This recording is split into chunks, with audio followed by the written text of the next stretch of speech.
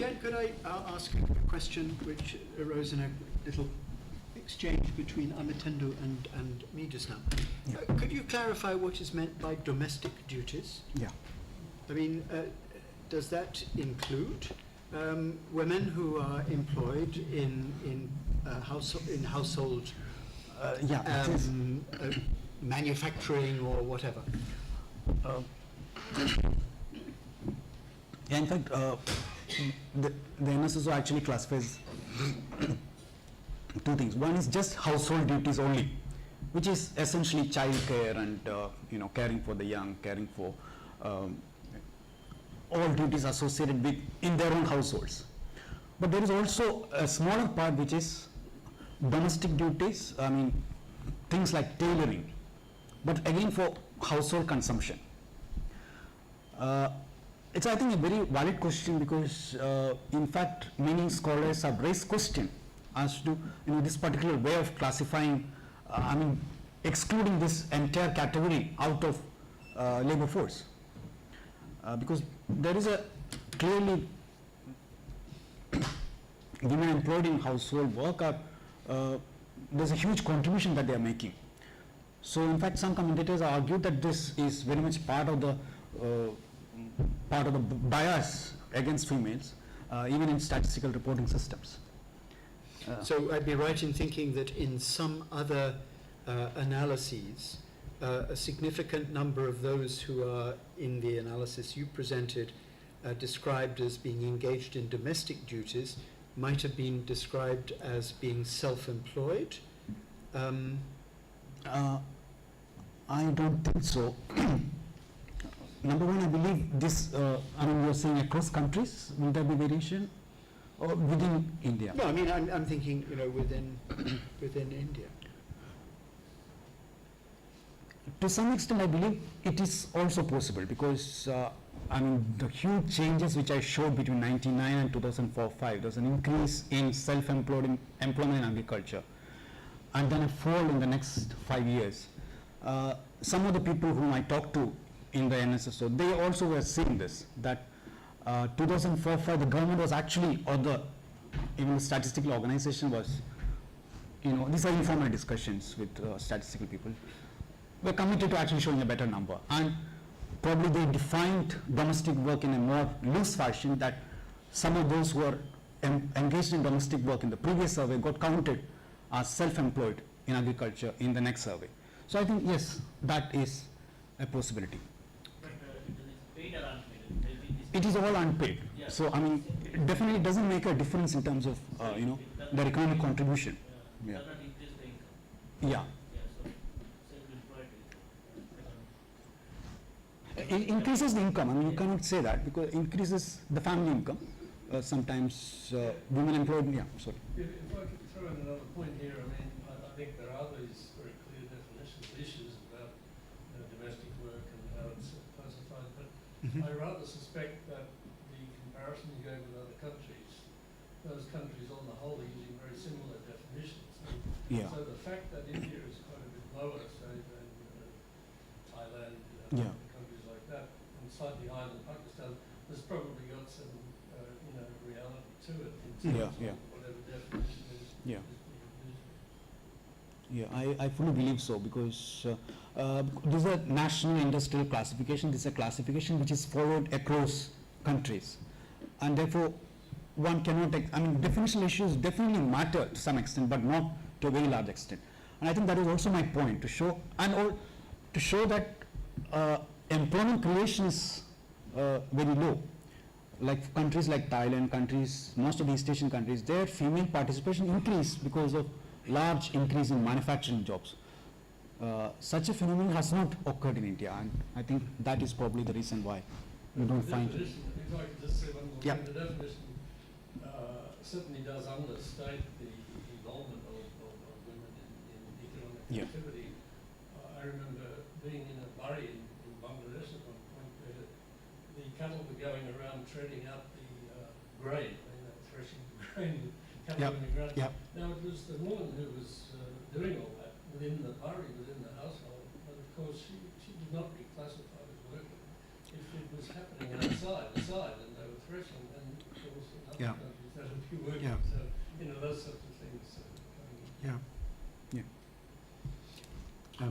Chair, Amatendu. yeah, I think the point on which I must sort of congratulate you is that I think it's quite a convincing argument going against the hypothesis of jobless growth. I think you try to build an empirical conviction on that and say that there has actually been growth, Yeah. but it hasn't been a growth compared to the kind of growth that you witnessed earlier in the sub-period, and which was essentially because of a greater growth in number of agricultural Yeah. workers. And I also agree with this the domestic duties component that you mentioned. I mean, much as John and I were fully clear about what's the constitutional explication of that. The fact of the matter is, I guess, that a lot of people are not entering the workforce, Yeah. which itself is a serious issue when it comes to demographic debate. But I would your view on another slightly different point, and I'll come back to the employment aspect. You see, if we take these two sub-periods that you mentioned, 1999 to 2004, where you say that there has been considerable growth in agricultural workers, which has actually influenced the growth of employment in the field. Then in the next sub-period, you mentioned that there has actually been a net decline Yeah. in the growth of agricultural employment, whereas there has been a matching positive growth in non-agricultural employment, right? But the growth in non-agricultural employment has not been that much, so Yeah. as to wholly compensate for this. Yeah. Now, here my question is that if you support the hypothesis that there is a transition from agriculture to non-agricultural occupations, then this is expected. Yeah. Yeah. So technically there is nothing wrong from a policy perspective. What you are actually putting in place are policies which are encouraging a transition from more agricultural occupations to non-agricultural occupations, and that is taking place over a period where you will actually see a decline in agricultural employment. But you are unable to create that much of non-agricultural employment over a period of 5 years. And we would expect if this trend continues, then in the next 5 years, when the NSS does its next large sample survey, you might actually get to see that the non-agricultural growth has been far higher. Is that what you were suggesting, that India is basically on the right course when it comes to shifting employment? Moving from agriculture to non-agriculture, but basically you're passing through a cycle, which is Yeah. the early part of the correct cycle. Yeah. Is it what? Yeah, I mean, to an extent, yes. It is, as I said, one expects this fall in agricultural employment. There is nothing unusual about it. In fact, this should have happened before. In fact, it's delayed in India compared to other countries. And you also have this increase in working age population. My point was, non-agricultural jobs are being created, yes, in fact at a rate faster than in the previous periods. But my point are two things. One is that it's not created at a rate that would satisfy the supply from through working age population and supply from those who are leaving agriculture. Number two is the nature of this job creation, non-agricultural employment. Much of it is, almost 50% of it is in construction. And when it comes to the better productivity jobs, much of it has gone to urban maids. So that is the concern. So I think, I mean, unless India is able to create manufacturing employment, I believe, there's no way out. So basically, what you're proposing is that there are sectors Yeah. which can be much more employment intensive, particularly when it comes to gender neutrality and greater absorption of female employment. But those are sectors which haven't, so as to say, Yeah. been recharged in a manner that they can create more Yeah. employment, right? That's right. But otherwise, the policy course is what you would expect it to be, in the right direction. No, but I think India needs to do much more to create manufacturing jobs. I probably, if you are, now that you're saying policy, I might like to just add a few points about manufacturing, why manufacturing is not, in fact, I've done a paper on that, and the argument, it's a very kind of it's a very natural question, because China, recent reports suggest that wage rates are slowly rising in China. So naturally, manufacturing, global corporations will be looking for new locations for manufacturing. So India, with its large labor reserves, would naturally be the place one would think the large expansion of manufacturing takes place. But I think that is not happening. I believe to a large extent because of the absence of investment, mainly in power and infrastructure. Yeah, and if you look at small industries, they are suffering from problems of bank credit. But unfortunately, much of the debate in India is about labor regulations. The argument, the general argument is that Indian manufacturing is not growing because India's labor regulations do not allow, employers to hire workers and fire workers as they need. But I believe that argument is a little probably not in the right direction, because increasingly much of the manufacturing employment is in the informal sector, or even if it is in the formal sector, it is manufacturing workers are actually informal or contract workers within the formal sector. So I think policy direction, there is a real need for government to focus on manufacturing and also rural manufacturing perhaps. If you look at China's growth, starting with, and of course many agree that China's the major employment generation period from 1978 during the first part of the 80s. And much of the employment came from town and village enterprises. So I think India needs something similar, mainly targeting the domestic market, not only targeting the export market. Yes. Divya. I have three questions. One is just a point of clarification. On the period where you mentioned the decline in agriculture employment, do you know the figures for agriculture growth and agriculture's component, growth as a component of the GDP? The second question is, you also mentioned pushing the Narega, that the government's commitment to that program is winning away a bit. And a change in government could also mean further winning if another party comes to power.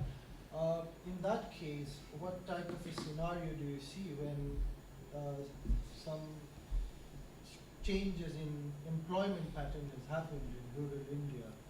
A lot of women who were part of it, some of those who were part of agriculture now move. Are they going to move back, or are they going to migrate to cities, or so on and so forth? Yeah. And the third one is related to the education. There's a huge number who you mentioned will be going into the workforce in the next 5 to 10 years. What are the type of, what are they studying? What is this group studying, and how does it match with the type of opportunity that policymakers are thinking about? How does it match? Yeah, thanks actually for this question. I will probably start with, first on agriculture, yes, all those numbers are available in my paper, which is I mentioned in the EPW paper. On education, I think it's a very useful question, because I actually failed to mention, while speaking about this improvement in numbers of students, it only shows the numbers of students. It doesn't tell anything about the quality of education. In fact, there's another more detailed study, the Probe report, which also similarly found an increase in the numbers of student enrollments, but at the same time it also noted there's little improvement in quality. In fact, it said that there were no teachers in 50% of the schools when the survey investigators arrived. This happened in 2006-07. So I think quality is a main issue, especially as I mentioned, this improvement in higher education. What is the kind of, are they employable? That's a very important issue. Now, NREG, government's commitment, again I would like to say that you know, I mean, it's not only in NREGA, but also in the other, like food subsidies. There's a very important debate that is going on in India at the moment. National, NFSA, National Food Security Act, is about to be implemented. The debate is whether, for NREGA or food subsidy, because it always it involves an increase in government expenditure, an increase in subsidies. So there is this other worry, the macroeconomic worry is this increase in subsidies going to create a fiscal problem?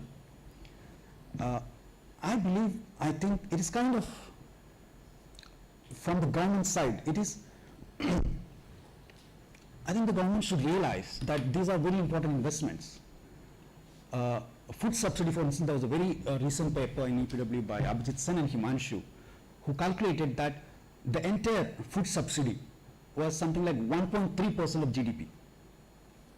And, and because of the food subsidy, and especially after 2004-05, earlier the complaint was that this money is not being utilized properly, and there's a lot of leakage and so on. But now what we see is an improvement in this, improvement in efficiency. There's a much reduction in leakage. And they have estimated that a large part of the reduction in poverty that happened after 2004-05 occurred due to the PDS, public distribution of food. And in fact, some state governments, like Chhattisgarh, I mean, it's not just the central government, which is UPA, Congress-led. Chhattisgarh, which is a BJP-led government, has done extremely well in providing a very efficient public distribution system. And probably the fact that the party got elected back to power was because of that. So I think NREGA again, similarly, 2009 election, the UPA won mainly because I think of its work in the rural areas, mainly through NREGA. But I don't know why there is this lack of commitment from the government. Mainly it's worry about the macroeconomic implications. But yeah. I was just interested because you were mentioning rural manufacturing, and you said a lot of non-agricultural job creation takes place in the construction sector. So I was wondering if your data sort of splits up where does the new jobs take place, whether in the village and in the city, what are the differences in the jobs created? I've actually shown in one of the slides that much of the high productivity jobs is occurring, job creation is occurring in urban areas, and for males. But I would also like to probably kind of taking on that point. This entire demographic transition that I'm talking about, there's a regional divide in India. There are certain states in India like Kerala, where I come from, much of the southern states, the demographic fertility reduction has already occurred. And in fact, they are in a state which is similar to China. Their aging population is aging, Whereas in the eastern and northern states, this increase in working age population is happening in a very big way. So there is clearly an imbalance here. Southern states are actually, reached a level where, not much increase in working age population, whereas the eastern and northern states. So I think what is also happening, therefore, in India is a large-scale internal migration, which has increased after 2004-05. Just to give one example, Kerala, where I come from, there are very little internal, migrant workers in Kerala before 2004-05. But the latest statistics show that almost 25%, almost 1/4 of Kerala's workforce are migrant workers coming from very distant places, from Assam, from Bihar, from West Bengal, and so on. So I think probably that is what is happening. There's a large-scale migration, and I think that is a very important issue that needs to be studied in India at the moment. And this has happened, this massive increase in internal migration is a very recent phenomenon. Something after, it happened during the 2000s. Yeah. Come again, please. Thank you. The most striking figure to me in those that you showed was the one on the socioeconomic differentials in access to education. You had that Yeah. one over time. And you can get very similar data for Indonesia, which shows a very different pattern. I mean, you're showing quite a narrowing of the socioeconomic gap. If you look at similar data for Indonesia, it's showing some narrowing, but not very much, and a continuing very, very wide socioeconomic gap. But of course, the difference is that Indonesia has closed the gender gap almost entirely, and India has not. So you have this interesting, juxtaposition of these two different gaps, and they're moving in very different ways. But I think the two are very comparable, of course, in terms of the problem you mentioned, which is the quality. I mean, the indicators of quality of education in both countries leave a lot to be desired. It's actually an improvement among females in India in terms of education, but not in terms of job creation. Well, there has been an improvement for females, certainly, but it's been sharper in the case of Indonesia.